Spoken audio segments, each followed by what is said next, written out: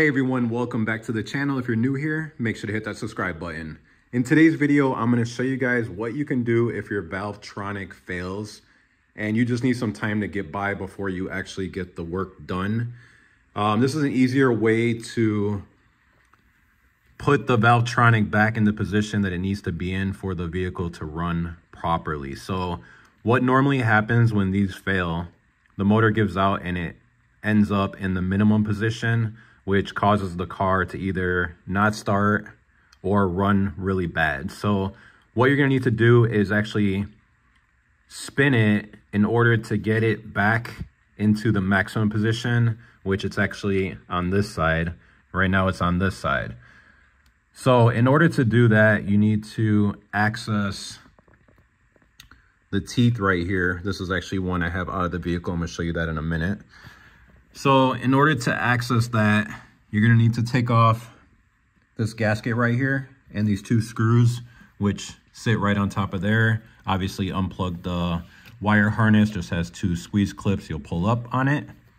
And then once you got those off, which those are actually, let's see, it's gonna be E7 Torx to get those off.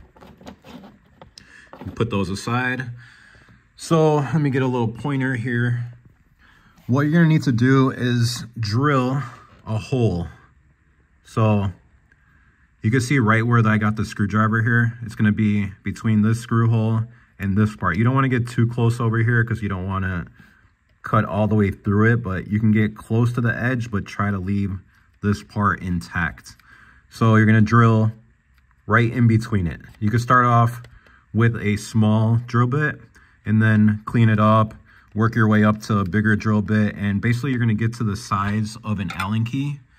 And I'll show you guys what you're gonna do once you have that hole drilled out. So this is what you're drilling through right here. You can see this part. When you're drilling that hole, that's gonna give you access to here. So you'll take an Allen key. I actually put an Allen key on this socket here so I could actually use a ratchet, which makes it easier. And basically you're just gonna fish right through here and see how I got it right on there. And then you can use this to turn it. And what it's gonna do is gonna turn the shaft back to the maximum position. When you're doing this, you don't wanna let go of this because there's actually spring tension. And if you let go, this can actually fly back and cause some damage. So you don't wanna do that. You wanna keep turning it until it gets to the maximum position. When you get around the maximum position, the tension will let off and you'll be fine. Then you can go ahead and remove your Allen key. And then the hole that's created, you're gonna need to get some gasket maker and cover up that area good. Let it cure. And then you could put the other gasket back on with the two screws.